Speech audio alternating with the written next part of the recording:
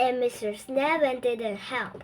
All during the last 2 hours of the day, she kept asking me to remind her how to do different things on the computer, or to go over and help this kid and help that kid.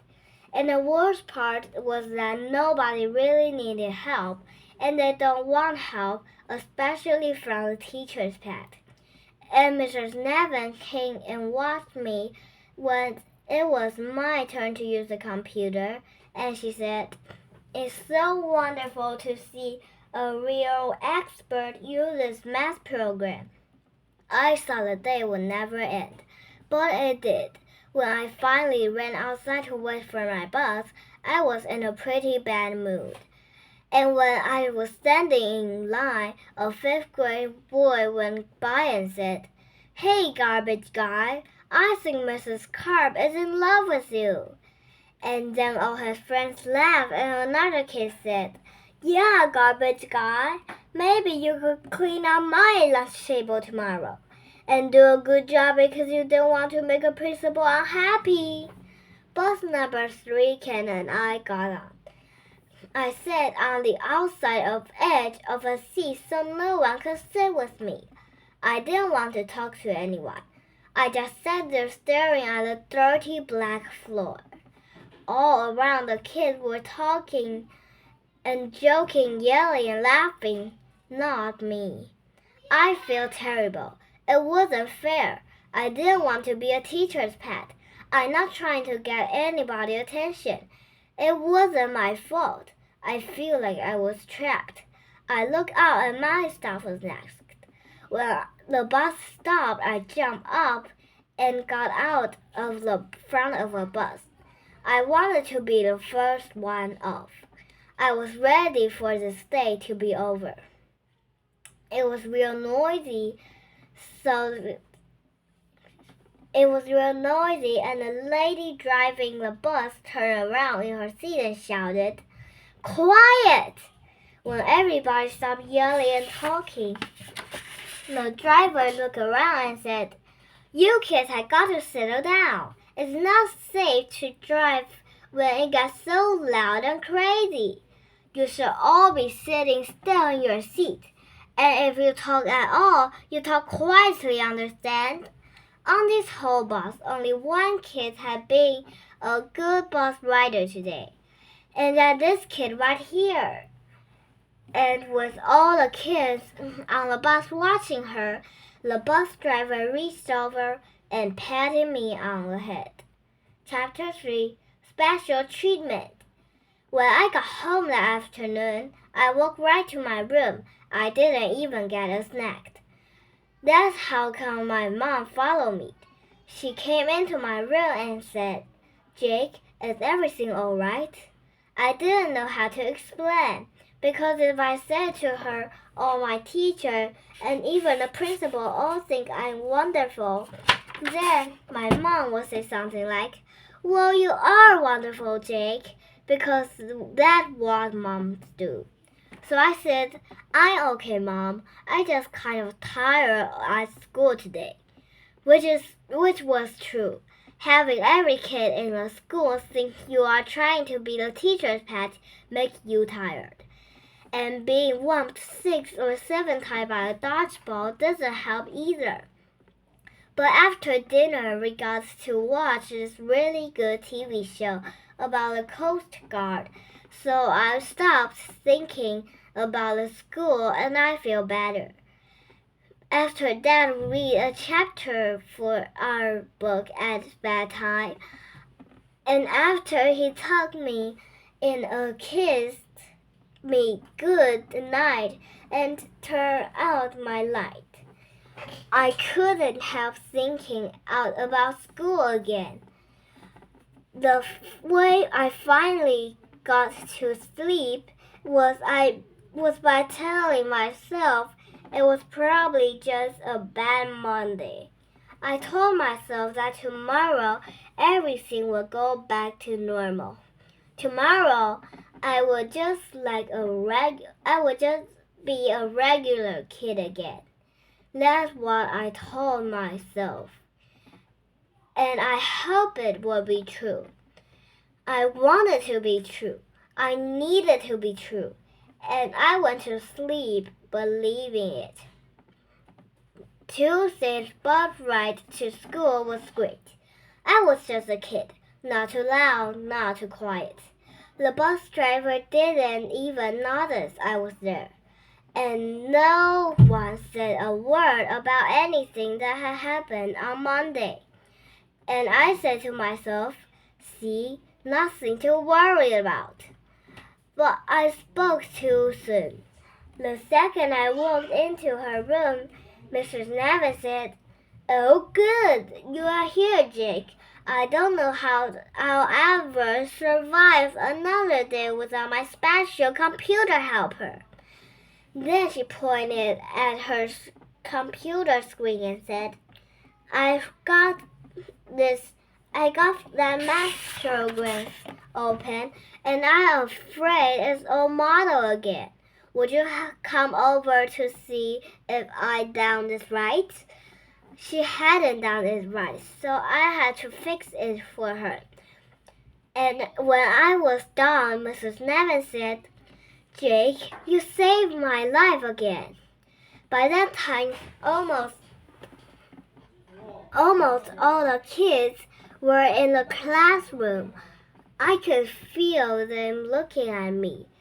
I could tell they were thinking, there's a teacher's pet, already hard at work. And it really looked that way because who did Mrs. Carp take the attendance sheets down the office? Me. All during the reading period, who did Mrs. Nevin call on first to read out aloud? Me. And who did Mrs. Nevin choose to be first in line to go and assembly in the auditorium? Me. Everyone had been looking forward to that assembly for a while. It was this lady who called herself Mr. Sabina, the storyteller. She had performed out at our school before, and she was great. She told stories, but she didn't just read them. She acted out all the parts all by herself. She had a bunch of different costumes and hats and beards and wigs, and a huge basket full of things like swords and ropes and lanterns. If there was a castle in a story, she pulled all clunk of a castle wall out of the basket and made you believe the whole castle was right there. I was glad Mrs. Sabina was performing at Tuesday. It was only 10:30, but already I needed a break. I wanted to sit in the huge room in the middle of all the kids from grades 3, 4, and 5. And then the auditorium would get dark, and I could disappear into the crowd and enjoy the show.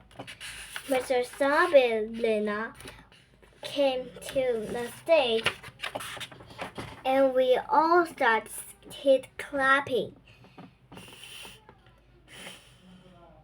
She had this wig with long hair. She made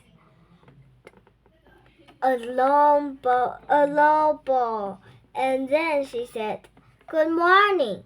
I'm going to start our program today with an old story.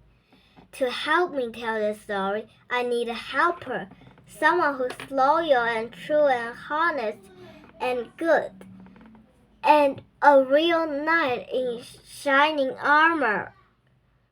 And then she held one hand up to her forehead to shade her eyes from the bright lights. And with her other hand, she pointed out into the audience, and she pointed at a fourth grade sitting right in front of me. You there, she said. You look like a prince to me. Come on up stage and help me tell this tale. The kid started to shake his head and no. I feel sorry for him. Suddenly, Mrs. Neville was there next to me. She said, Jake, you're the perfect one to help her. And she said it way too loud. She grabbed my arm and pulled me up out of my seat. And Mrs. Thumbelina saw me standing up. She clapped her hand and she said, Great, here comes our prince. 15 seconds later, I was walking across the stage, blinking like crazy and trying not to trip on the stuff that was everywhere. There's no way to get ready for the worst 10 minutes of your life. 1 minute I was sitting in the dark enjoying the show. And the next minute I was the show. And this lady in a big wig was sticking the knight helmet on my head and strapping plastic armor around my chest.